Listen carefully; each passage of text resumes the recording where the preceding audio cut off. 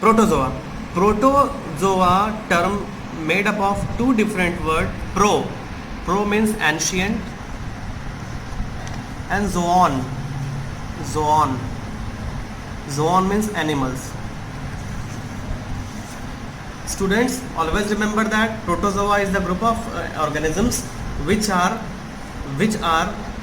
started to living as an animals. तो यहाँ से आपको पता चलता है कि एनिमल जो किंगडम एनिमल है उनके फीचर्स आने स्टार्ट हो गए हैं एनिमल्स में या ऑर्गेनिजम्स में।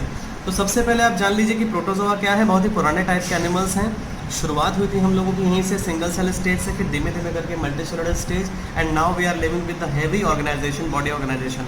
हमारे पास टिश्यूज़ हैं, सेल्स हैं। हम आपको पहले ही बता चुके हैं कि सेल मिलकर क्या बनता है, टिश्यू। टिश्यू की स्टडी को क्या कहते हैं, हिस्टोलॉजी। क्या कहते हैं, histology is the study of tissues. और साइटोलॉजी किसको कहते हैं, स्टडी ऑफ सेल्स। फिर क्या होता है, ऑर्गन बन जाता है। टिश्यू मिलकर ऑर्गन्स बनाते हैं और ऑर्गन मिलकर बॉडी ऑर्गन्स में बॉडी बनाते हैं। ये आपको हम पहले ही बता चुके हैं, बिल्डिंग का कॉन्सेप्ट बता चुके हैं। ईंट के बराबर सेल्स होती हैं। तो what is the structural and functional unit of body, cell. ठीक है। तो अब आप यहाँ पे सिंगल सेलुलर एनिमल्स हैं ज़्यादातर, मैं आपको स्टार्ट करूँगा। तो protozoa group can be categorised into 4 classes. Protozoa have 4 groups. Number 1, amoeboid protozoa. Amoeboid protozoa, ये आप लोग नाम सुन चुके हो अमीबा प्रोटोजोआ का। अमीबा का नाम सुना होगा आपने। अमीबा क्या होता है, अमीबा एक सिंगल सेल्ड ऑर्गेनिज्म है जो कि इमॉर्टल होता है और डिस्टिल्ड वाटर में रखने पर उसकी सेल की डेथ हो जाती है। इमॉर्टल क्यों है, क्योंकि मरने से पहले उसकी सेल बाइनरी फिजन करके डिवाइड कर जाती है।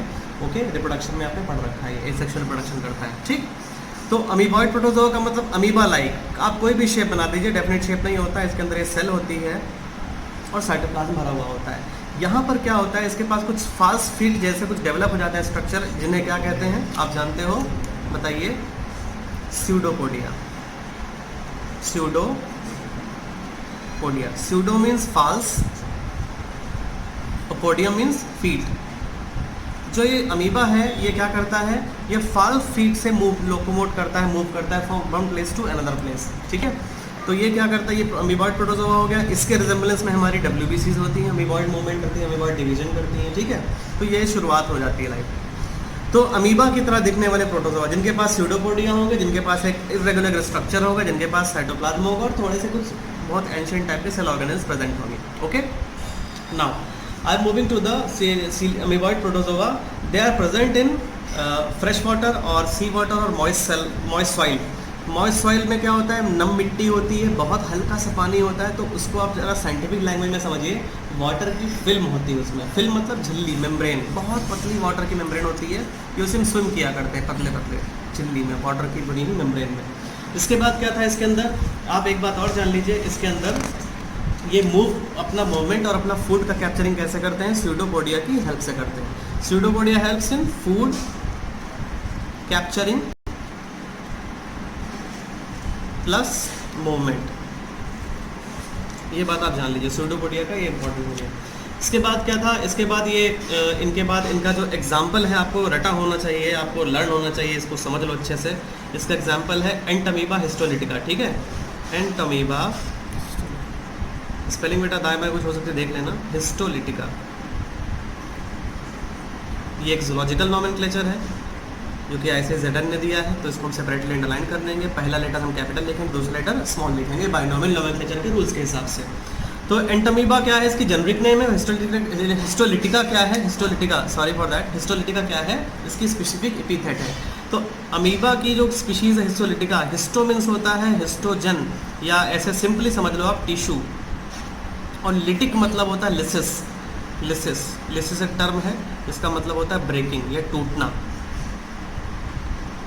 तो अमीबा प्रोटोजोआ की, अमीबॉइड प्रोटोजोआ की वो ऑर्गेनिज्म जो हमारे टिश्यूज़ को क्या करते हैं, तोड़ दे, लिसिस कर दे, और हमारे इंटेस्टाइन के अंदर मिलता है। ये कंटामिनेटेड फूड और वाटर के साथ जाता है बॉडी के अंदर, और ये अंदर की आंतों की दीवारों को ब्रेक करता है, उनके अंदर वुंड करता है, कॉज करता है, घाव करता है। इससे उनके ब्लीडिंग होती है और हमारे पेट में क्रैम्प्स होते हैं, मरोड़ पैदा होती है, दर्द होती है मीठी मीठी सी।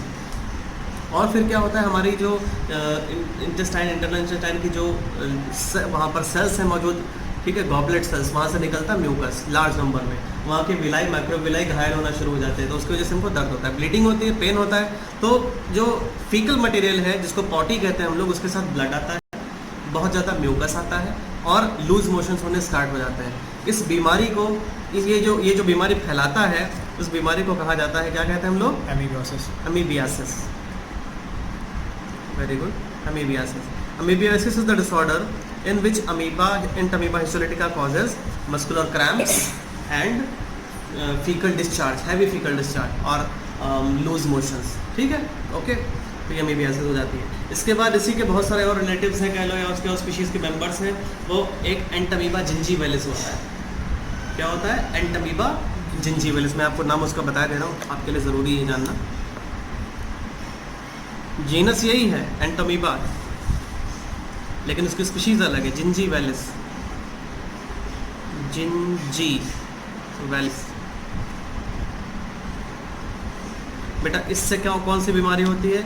इससे होती है जिंजीवाइटिस। क्या होती है? जिंजीवाइटिस। Gingivitis, gingivitis, gingivitis. तो जिंजीवाइटिस क्या है?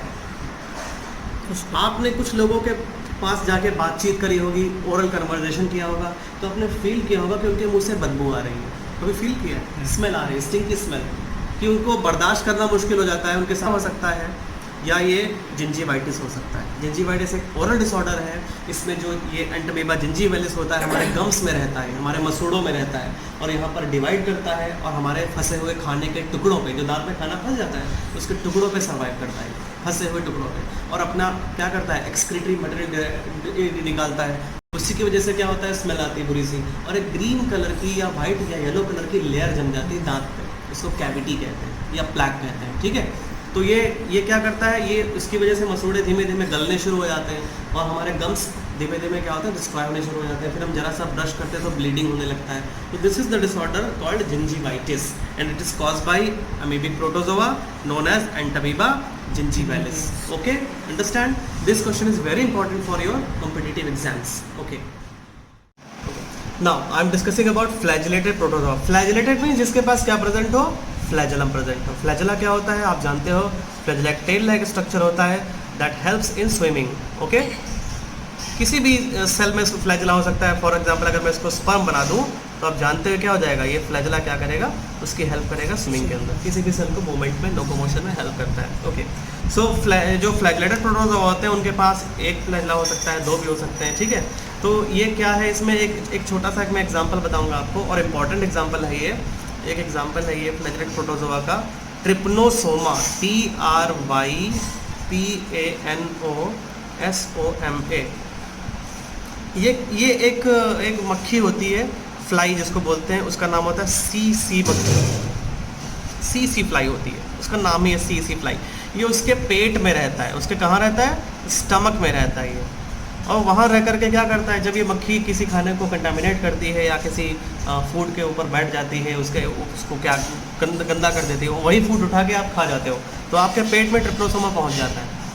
और ये क्या करता है? ये बहुत एक खतरनाक बीमारी कॉज करता है, उसको कहते हैं हम लोग sleeping sickness. Always keep in mind, sleeping sickness क्या होता है?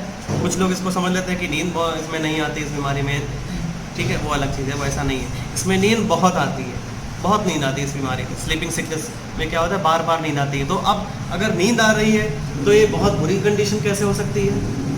आप इमेजिन कर सकते हो क्या है? अगर नींद आ रही है आपको तो क्या आपके साथ बुरा हो सकता है? बताओ, अगर आपको बहुत नींद आ रही है तो what could it be damage, what it could damage to you? अगर ओवर स्लीपिंग आप कर रहे हो क्या हो सकता है? ड्राइविंग के टाइम पे खतरनाक हो सकता है। आप ड्राइव कर रहे हो कार को, बाइक को, ट्रक को, ठीक है, आपको ये बीमारी हो गई, इन्फेक्ट हुआ, तो आपको बहुत नींद आएगी। आप क्या करोगे? आप खुद मरोगे, दूसरे को भी मार डालोगे। Okay, so it is very harmful disorder and cause by flagellated protozoa named as trypanosoma and it is lives in the vector called सीसी फ्लाई। तो सीसी फ्लाई क्या हो जाएगी बेटा? सीसी फ्लाई क्या हो जाएगी? वेक्टर हो जाएगी इसकी। आप वेक्टर के बारे में तो जानते होंगे, कैरियर को वेक्टर कहा जाता है, जो लाद के घूमे या ले जाए, ट्रांसफर करे, ठीक है। तो सीसी फ्लाई क्या है? इसका वेक्टर है, अंडरस्टूड। ओके, फिर आगे बढ़ेंगे हम फ्लैजिलेटेड प्रोटोजोआ के बाद। नंबर 3 पे है ciliated protozoa. ciliated protozoa.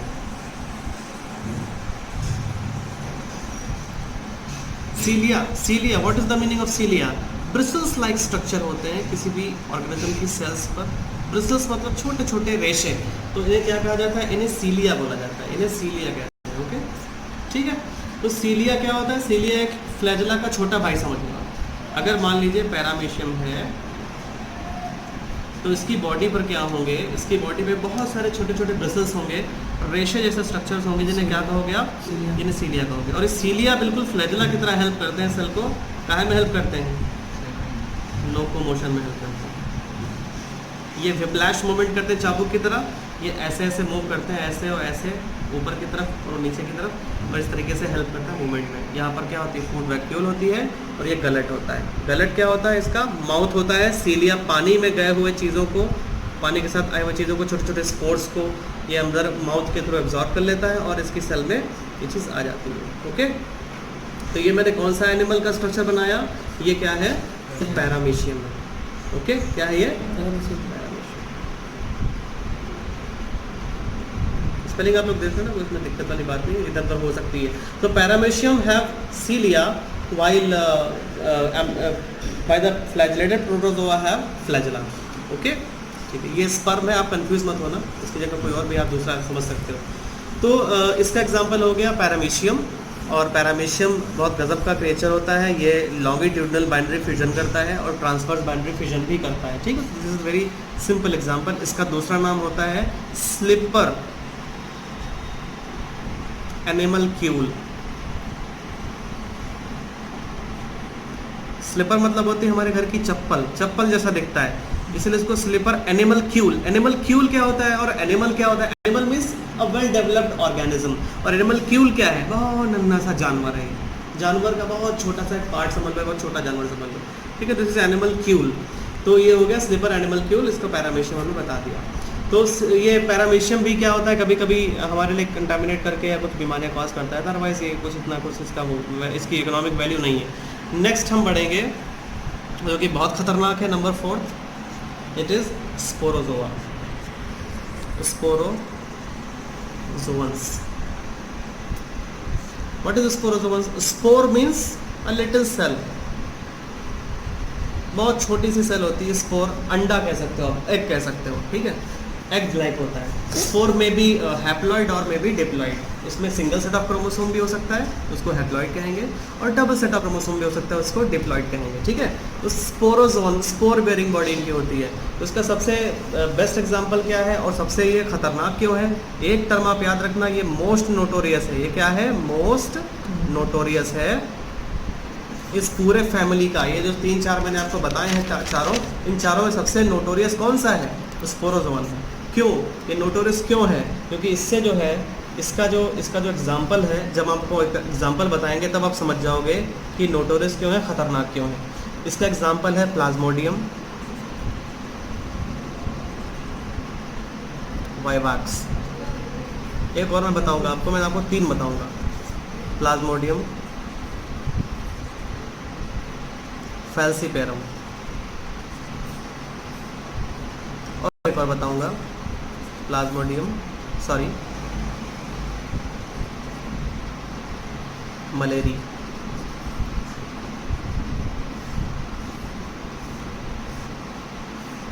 Okay, तो प्लाज्मोडियम वाइवाक्स क्या कॉज करता है?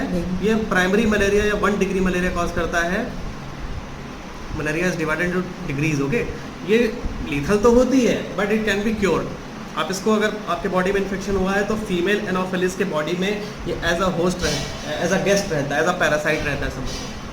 ठीक है, और इसका वेक्टर कौन होता है? Female Anopheles. इसका वेक्टर कौन होता है? मैं लिख दूँ आपके लिए नॉलेज के लिए, वेक्टर इज फीमेल, मैं सिंबल बना देता हूँ, एनोफिलिस।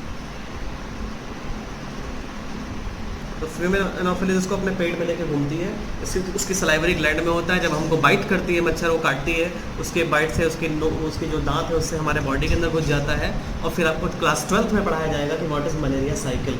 इसका पूरा साइकिल रन करता है, डाइहोस्टिक साइकिल है, मच्छर में रहेगा और हमारी बॉडी में रहेगा। ठीक है, बड़ा ही खतरनाक है। जैसे ही घुसता है लीवर सेल्स को इन्फेक्ट करता है, मैं शॉर्ट में आपको समझा रहा हूँ, बन रहा है, लीवर सेल्स में इन्फेक्ट करता है, शॉर्ट में बता रहा हूँ आपको। और लीवर सेल में इन्फेक्ट होने के बाद वहाँ के सेल्स को डिस्ट्रॉय करता है, वहाँ के डिस्ट्रॉय करने के बाद अपनी दूसरी स्टेज में आता है और हमारी आरबीसीज को कंज्यूम करना स्टार्ट करता है। आरबीसीज के ऊपर बैठ के आरबीसी के को रप्चर कर देता है, इसको डिस्ट्रॉय कर देता है। और जैसे ही आरबीसी डिस्ट्रॉय होती है वहाँ से एक केमिकल निकलता है, उस केमिकल का नाम होता है हीमोजोइन। क्या नाम होता है? हीमोजोइन। तो मैं आपको थोड़ा सा मलेरिया के फीवर के बारे में बता दे रहा हूँ। हीमोजोइन नाम का एक टॉक्सिक मटेरियल निकलता है, हीमोजोइन टॉक्सिन। ये क्या कॉज करता है? ये चिल्स फीवर कॉज करता है, जाड़ा लग के बुखार आता है। आपने नोटिस किया होगा, डॉक्टर साहब के पास आप जाओगे, डॉक्टर साहब आपसे क्या पूछेंगे कि भैया डॉक्टर साहब क्या हुआ, साहब फीवर आ गया हमको। तो डॉक्टर साहब पहला सवाल आपसे पूछेंगे क्या जाड़ा लग के आया, कब से आ रहा है। तो अगर वो रिपीटेडली आ रहा है, 4-4 घंटे पे बुखार आपको आ रहा है और एक पीरियोडिक फीवर आया, तो किसका सिम्टम है? ये मलेरिया का सिम्टम है। और मलेरिया के सिम्टम में कॉज कैसे होता है? हीमोजोइन के रिलीज होने की वजह से। और हीमोजोइन टॉक्सिन निकलता कहाँ से है? आरबीसी के रप्चर होने से निकलता है, ठीक है, आरबीसी के रप्चर होने से निकलता है, ठीक है। और ये किसका सिम्टम है? मलेरिया का। तो ये 1 degree malaria, it can be cured. फिर होता है प्लाज्मोडियम फैसिपेरम, इससे होता है 3 डिग्री मलेरिया, 3 डिग्री मलेरिया। और इसी 3 डिग्री मलेरिया को कहा जाता है मैलिग्नेंट मलेरिया। इस पे आप फोकस करिए, आपके नीट के लिए इंपॉर्टेंट पॉइंट है। मैलिग्नेंट मलेरिया क्या होता है? विदिन 3 डेज, मतलब 3 दिन से ज़्यादा भी हो सकता है और कम भी हो सकता है, सॉरी ज़्यादा भी हो सकता है और कम भी हो सकता है, डेथ हो जाती है। क्यों? क्योंकि आपकी आरबीसी को इतनी फास्ट रप्चर करता है कि आपकी आरबीसी का जो मेन फंक्शन है O2 CO2 का कंडक्शन वो कंप्लीट नहीं हो पाता। और इसकी वजह से इसको लीथल मलेरिया, मैलिग्नेंट मलेरिया या डेडली मलेरिया या 3 डिग्री मलेरिया भी कहा जाता है। ओके, तो विच पैरासाइट, विच स्पोरोजोल कॉजेज 3 डिग्री या टर्शरी मलेरिया, इसको टर्शरी मलेरिया भी कहते हैं 3 डिग्री होने की वजह से। तो विच पैरासाइट, विच स्पोरोजोल कॉजेज टर्शरी मलेरिया और 3 degree malaria? It is Plasmodium falciparum. Okay, याद रखना, बहुत important point. Next, it is causes 2 degree malaria, Plasmodium malaria. तो कभी कभी डिग्रीज, मतलब कभी किसी बुक में ये आपने मेंशन किया, देखा होगा या आप देखेंगे कि 1 डिग्री इसको कह रहे थे, 2 डिग्री इसको कह रहे थे। बस इसको ध्यान रखो, ये इंपॉर्टेंट है, प्लाज्मोडियम फैल्सिफेरम, ये सबसे खतरनाक, ठीक है। ओके, तो मेरे एक सर थे, हाँ यही बताओ, मेरे एक सर थे, उनका बेटा एक्सपायर हो गया था इससे, फैल्सिफेरम की वजह से। ओके, तो ये क्या है? मैलिग्नेंट मलेरिया कॉज करता है। फिर ये मैंने आपको बताया ना कि मोस्ट नोटोरियस है। तो क्यों नोटोरियस? क्योंकि इससे डेथ हो रही है, सीधे ये मौत हो जा रही है इससे। गोरखपुर क्षेत्र हो गया, लखीमपुर खीरी का अपना जनपद हो गया, अपना एरिया डिस्ट्रिक्ट हो गया। ये लोग, हम लोग कहाँ हैं? हम लोग तराई बेल्ट में रहते हैं, आपने सुना होगा। तराई बेल्ट क्या होती है? हिमालय के फुट हिल पे हम लोग रहते हैं। फुट हिल, ये हिमालय है, नेपाल, और नेपाल से लखीमपुर बहुत ज़्यादा डिस्टेंस नहीं है। तो नेपाल हो गया हमारा, और धनगढ़ी हो गया हमारा, फिर पलिया हो गया, भीरा हो गया, लखीमपुर खीरी हो गया, ऐसे चलते चलते बहराइच हो गया और आपका गोरखपुर हो गया। All this area have stagnant water. Stagnant water means रुका हुआ पानी। और ये कहाँ से आएगा? ये पहाड़ों से बरसात जो होगी वहाँ से नीचे आएगा और जमा हो जाएगा। तो this deposited stagnant water is very very suitable for egg laying of that female anopheles. और इसी वजह से हम लोग सफ़र करते हैं, किसकी वजह से? इसी स्टैग्नेंट वाटर की वजह से सफ़र करते हैं, मलेरिया से और डेंगू से और चिकनगुनिया से।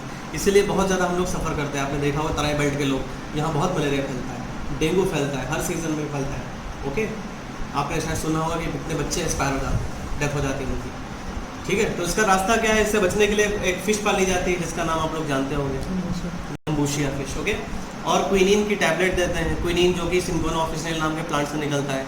क्विनीन का एक छोटा भाई है हाइड्रोक्सीक्लोरोक्विन, जो आजकल बहुत चर्चे में, आपने सुना होगा, जो कोरोना वायरस के ट्रीटमेंट में यूज़ किया जा रहा है। तो ये उसी से रिलेटेड है, मलेरिया के ट्रीटमेंट से। हम लोग इतना क्यों बना सकते हैं क्विनीन या हाइड्रोक्सीक्लोरोक्विन? क्योंकि हमारे वहाँ मलेरिया के केसेस आज भी आ रहे हैं और we are always researching and producing that medicine.